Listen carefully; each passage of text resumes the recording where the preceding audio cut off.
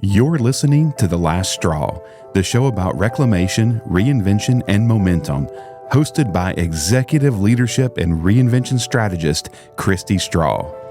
All right, everybody, welcome back into the Last Straw podcast, the most potent 20 minutes of your week. I am so excited to introduce everybody to my next guest. Her name is Tiffany Rosen. Her friends call her TR. I just call her a badass. All right, that's what I call Tiffany. I met Tiffany through Chief. She recently left her stint in time in corporate America, which I'm sure she'll share with us, and launched her own new thing. And I'm super excited to have her here. Everybody, Tiffany. Hi, thanks so much for having me. I'm very excited to be here. Yes, I'm so excited you're here too. Okay, so we have these champagne bottles, first and foremost, y'all. Just so you know, the cutest little coffee shop up the street called Press and Porter in little downtown Concord, North Carolina. Was that not adorable? It was super cute. Okay. I loved it so much. Yes, and they have a garlic cream cheese that will blow your mind. I just feel like everybody needs to hear this. So if you're smelling their garlic cream cheese on me right now, maybe the champagne will help. Anyway, we bought the champagne there. And why are we celebrating with champagne today, Tiffany? We are celebrating my official kickoff and launch of Rosen Birds, my LLC. Yes. So Cheers. We just launched and I'm very excited to start. Yes. Oh, good. It didn't make a poppy sound. I was very braced for impact. Okay, so listen, everybody, you might have seen a report recently about women's ambition. Did you see that report? How could you not see that report? I did see it because they've been talking a lot about it. And this is part of the reason that I decided to launch my own company going into this year. Amen, girl. Cheers to your ambition. Okay. And we all know that I like to day drink, so carry on. All right, folks. Let's talk about outgrowing stuff.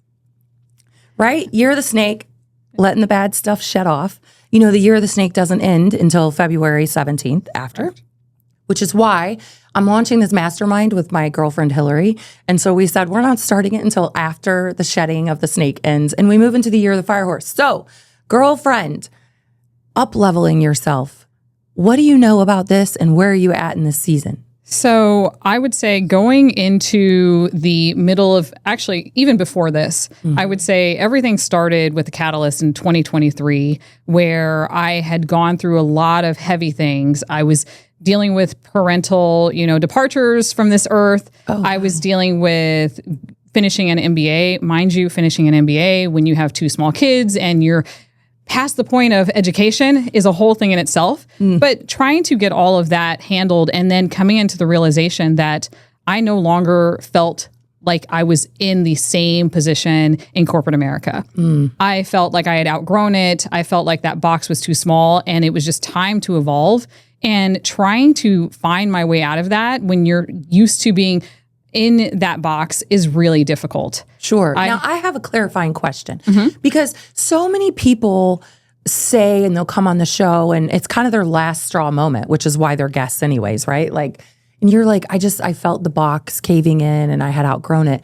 What did that feel like inside? What did that look like in behavior or the way you showed up in the world? Sure. So I had been slowly and surely just kind of devolving, where you don't even realize what's happening. You become depressed, but you don't know why. You become anxious. You have no idea why. Wait, check. What else? And the doctor's telling you that it's not depression, it's not anxiety, it's perimenopause. Yes. Oh, check. And so you're sitting here saying, maybe I'm crazy. Just put me in the jacket that hugs myself in the room and just live your life. Here's all that you can look forward to. Congratulations. And I kept having these dreams that there had to be something bigger. There had to be something more. And I was at a conference and I was speaking to another speaker and we were sitting around having lunch and she sat down with us and was like, hey, what are you guys up to? And I said, yeah, I really am looking for something else. My job won't promote me. It's not what I want. I've talked to my people leaders and it's just, they're like, hey, this is great. You do a really great job. Stay here. And I was like, And she goes, what's keeping you there? And she's just like, the cage that you think that you're in, there's no cage. The door is open. And me and another friend looked at each other and we're like, huh? Yeah. And that was sort of that last straw pivot moment of we've been sitting here stagnant. We had no cage. It was all in our head. And so why the hell are we not moving on with our lives? Well, amen and cheers to that, because I met you about in 2023. We were both in part of Chief, and we love our Chief Network friends. And I'm so pleased and tickled because you sort of have just continued to evolve and come out of your shell just in the networking spaces as you, I think, reflected on the feedback and started kind of putting it into action of, well, why am I staying here? How do I want to show up in the world? Where do I want to be? And so this evolution is like sometimes so painful for people because patterns become really apparent, tensions come, and we're just not willing to want to engage at that level anymore. I mean, we just know we're kind of over it. And so I'm so curious for you, what have you found this process to be like?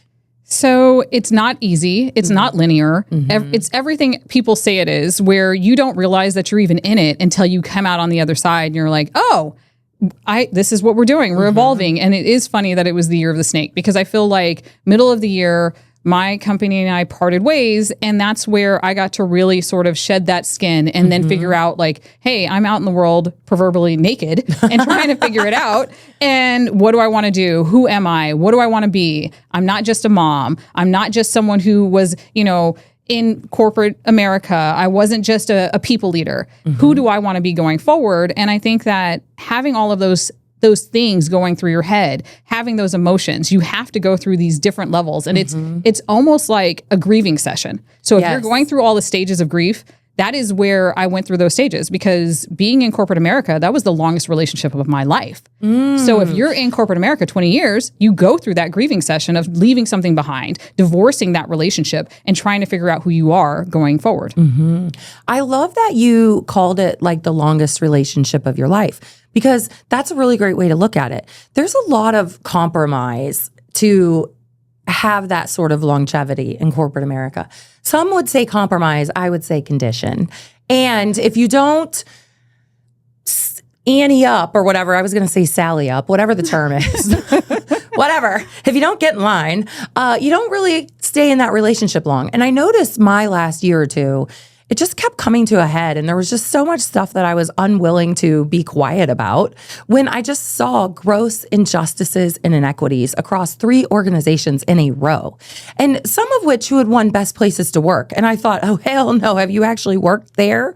And so culture eats strategy for lunch. And I think most people would agree with that. And so when you find yourself in a culture that isn't supporting your growth, or you find yourself in communities that aren't evolving you, or you're bored in the rooms that you're in, what's that conversation look like with yourself? And tell me about the confidence it takes, or maybe even borrowed confidence it takes to kind of step into new spaces. I would say I had to dig deep in a lot of this. I would say going into that sort of evolution of yourself requires you to go fully internally and figuring out what you believe in, because you are having a moment where I now understand why people turn to alcohol and drugs to try to remove themselves from these conversations that are going on in their head. This is very real. I want to just put one little... This is not even an exaggeration. I too went through the same phase. Yeah. And it is literally self-torturous, because when you're on your own, it's a mirror, and knowing that you got to put yourself out there, every insecurity or awful thought you've ever had in your life really stares you in the face. 100%. And you're just sitting there balled up trying to figure out what you are, who you are. And I would say I have spent a lot of time just re-envisioning myself, figuring out who I am. And meditation is a huge proponent to that. Yes. Manifestation, huge. As I told you earlier. Yes, like, tell this story. She's going to tell this story. It's totally, I didn't even know, but I cried when she told me. So even our conversation that I had with you earlier this morning, where I had written down what my goals were coming into this year, and Sunday night, I'm sitting on my bed, reaffirming my goals, looking through them and being like, hey, we're going to manifest these. We're going to focus on these. And you and I had our first session supposed to be on Monday. Or what day is it today? I don't even know what day it is. Thursday. So we were supposed to have our first session on Monday, I think, or Tuesday. And you said, hey, I can't do this session. And I said, hey, well, I'm available on Thursday all day. And you were like, you want to be on a podcast? Yep. Lo and behold, number 5 of my goals was be on a podcast. Yay! So to manifest something and have it turn around in like the following days is incredible. and I'm a huge proponent of it because I think that if you really with your whole heart and whole desire want to do something and then you start aligning with the universe for it, it will find you. Amen. I love that. And the other thing too is you got to like lean into the identity of who you're growing into before you're there. And here's what this looks like in practicality for anybody who's like, well, what the hell does that mean? I'm going to tell you. Okay. It might mean dropping $20,000 on a coach who's going to put you in rooms and give you opportunities and grant you access to things that would take you a decade to figure out on your own. Think about that. Hello, that's the first thing it might look like. It might look like joining a community like I did, Baby Bathwater. It was going to cost me a big fat ass amount of money to go spend time with founders for 3 days. I'm talking 1, 2, 3, 5 figures. It was going to cost me 5 figures to sit with founders for 3 days. And I had an interview and all the things. And I thought, do I have any business doing this? I'm not a 7, 8, or 9 figure founder yet. But then I said to myself— Thank you for saying yet, by the way. Yet. Oh, hell yeah. It's a yet, y'all. Mark it right down. So I thought to myself, but that's who you aspire to be, right? Talk about this podcast. I had a podcast before where we did like our own thing and we tried to like make it work. And it was great for a learning opportunity. And I love my podcast partner, shout out Tanqueray, and our very first effort together. And then when I thought, okay, I'm ready to kind of step out on my own, my ecosystem is so big now that if I don't have my own thing, I'm sort of taking over somebody else's thing and that's not nice. So I thought to myself, you don't really have the budget to spend the kind of money to have this in a studio and professionally produced. But those are the people that you are now aligned with. And if you're going to make an ask of Baby Bathwater people to be on your podcast, or serious people in Charlotte, or people that fly in for your events to be on your podcast, you need to have a professional, fun, really respectable, exciting place to be. And so it was an investment of the monthly fee to pay these guys who has been worth every single penny. Point being, They are delightful, by the way. Thank you. yes, they're so delightful. Yay, we love you, producers. We love y'all. And so seriously, it was another one of those things where I had to invest the money in the identity of that I was growing into. And that's a hard concept for a lot of people to grasp. It's very hard because you're going from point A to point B, but you can't see where point B is. You just have this idea and you have this dream. But if you can't see the road ahead, that is the part where you have to really dig deep into your soul and figure out what you believe in. Yes. And you have to believe in yourself, because if you don't believe in yourself, you are never going to make it out there, because there are so many moments where it was like, go back to corporate America, go back to where it's safe, go back. Just go back. Yes. And I had a good support system. I had my network. I had my husband. And even my kids were like, yeah, you're kind of a little bit nicer right now. Oh, mine you're said the same thing. You're a little less stressed out. Mine said the same thing. They're like, Mom, you actually hear the response to our questions now. Yeah. I was on my phone and a headset in the kitchen cooking dinner, on my phone while eating dinner, answering calls globally for team members. And it wasn't making sense based on me not being available for my family, but saying that, hey, I'm doing this for my family. Yes. But in reality, where was the results? Where was the output of any of that? Because they weren't spending time with me. That's right. Not to mention the additional emotional labor that you got to carry throughout that entire time of being a working mother. I will not get on that soapbox, but it's the fact that evolving your rooms, evolving your mindset, evolving your own ecosystem and goals is something I think all of us inherently should be doing. And I read statistically on Instagram a couple days ago, it's about 12 to 18 months. About every 12 to 18 months, we have recalibrated. We are ready for our next evolution. And so a lot of times I tell people, start with the Authentic Authority Archetype quiz. You can find it on my website. It's completely free, lighthouseleadershipconsultants.com. Tiffany here has taken the Authentic Authority Archetype quiz.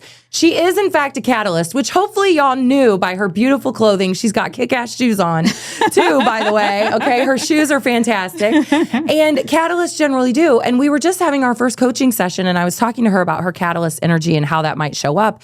And I said, one thing you have to be really mindful of, too, is that as a catalyst, you are literally going to be better at most things than most people. Thank you. It's cheers to that. Let's just own that shit, right? We just owning it. All right. She's better at most things than most people. And I said, and because of that, you're probably real burnt out. And she just started laughing. It's facts. It's facts. And so I often tell people, like, when you're looking to up level, the first thing is know who you are. right? Knowing thyself is really loving thyself more than anything 100%. else. And it is loving other people too, because you know what you don't want and you want to magnetize what you do want. And so knowing how you naturally influence people and her recognizing I'm a catalyst, I really tend to say yes because I know I'll do it better. But is that the best use of my time as I want to start building my own thing? The answer, as her coach, I'm telling you, she already knows is no. Okay, so speaking of no, we're at the ribbon of reckoning moment. And if you follow us on YouTube, and if you don't, you're lost, but you can go ahead and change it right now, is every single podcast episode, somebody gets a ribbon of reckoning. Okay. Every guest does. And so we made these little ribbons and I just absolutely adore it. And I love that people are starting to show them around and say, hey, I got mine. The ribbon of reckoning, bet on yourself. This is really the moment where it's like, hey girl, where was the moment you decided it is time to evolve? I have got to up-level myself. And I recognize that means betting on myself and being afraid. I think it was the ultimate catalyst where I was sitting in the parking lot with my mom, my sister, and my dad's urn on my way to on the way to his memorial service, and someone called my personal cell phone 3 times for me to answer the phone because they needed something for work, knowing that I was out of the office for this very special moment and personal moment. And I was like, no, we're done after this. We have to find a better way. There has to be a better way than what I'm doing right now because it makes no sense. And from there, we slowly made our way out. I love it. Never looking back. Never looking back. So really, Tiffany's saying my ribbon of reckoning moment was when I was on a deeply personal moment and my job felt 3 times in a row that what they needed was more important than what I needed. And with little support. And that's the part where if you're not being supported, it means that how can I love myself if I'm not pouring into my own cup? And that is where I had to cut that cord or cut that ribbon, per se. Cut that ribbon. And move on and try to find my way I love into it a better so much. way. So she's saying, how can I be my best self if I'm not pouring into myself? We all need that ribbon of reckoning moment. And I am here for this. Congrats to you. Thank you. Excited that you have earned it. You all will be seeing much more of Tiffany in our village throughout the next few months. Super excited for you to have been here. And thanks for sharing your wisdom. Thanks so much for having me. I had so much fun. Yay! This has been another episode of the Last Straw podcast. Let's tell the truth and build something better from it.